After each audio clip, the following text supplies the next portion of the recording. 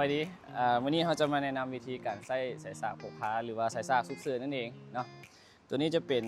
สายสากพกพาตัวที่มีตัวตัดไฟให้เนาะก็ถือว่าใส่ดีเนาะตัวที่เป็นแถมมาให้ก็คือ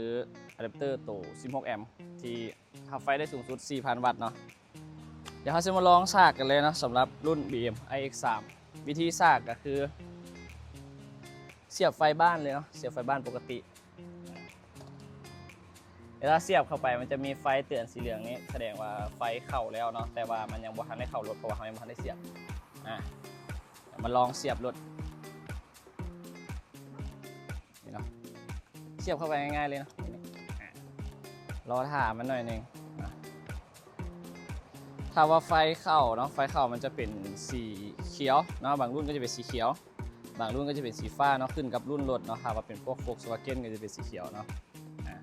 เดี๋ยวเขามากวดเบิ่งอยู่ในรถน้ำกันอีกเทื่อนึงนะว่าไฟมันเข้าแท้บ่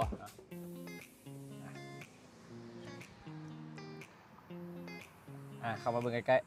ๆนี่เนาะคือตัวนี้จะซูมตรงนี้ตัวนี้เป็นไฟเข้ารถอยู่ที่3 กิโลวัตต์เนาะรองรับกระแสสูงสุดได้16 แอมป์เนาะถือว่าไฟเข้ารถปกติเนาะแต่ว่าต้องใช้เวลาหน่อยนึงก็คือเพราะว่าตัวนี้มันจะเป็นสายสากพกพาเนาะหรือว่าใช้ในกรณีฉุกเฉินไฟอาจจะเข้ารถซ่าเนาะแต่ว่าก็สามารถใช้ได้เนาะแล้วเขามาเบิ้งพี่อีกเนาะเอาไฟเข้ามีแบบนี้เนาะเต้นแบบนี้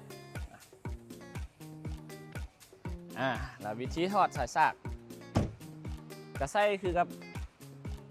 ตู้สากติดบ้านเนาะมีแต่ถ้าว่ารถรุ่นใดที่มันมีปุ่มล็อกเขาก็มากดปุ่มล็อกก่อนจึงให้มันเป็นสีขาวขึ้นเห็นปะสีขาวแล้วก็ดึงออกปลดออกก็ถือว่าสำเร็จการสากเนาะสำหรับสายสากพกพาหรือว่าอยากให้แอดเข้ามารีวิววิธีการใช้รถหรือว่าใช้สายสากหรืออะแดปเตอร์เนาะอาจจะเป็นคลิปหน้าหรือว่าสามารถพิมพ์ได้กล้องคอมเมนต์ได้เลยเนาะว่าอยากให้รีวิวตัวใดหรือว่าอยากให้รีวิวรถรุ่นใดเนาะเดี๋ยวแอดจะมาแนะนำวิธีการใช้รถและการใช้พวกสายสากต่างๆเนาะคลิปนี้ก็ถือว่าขอบใจสบายดี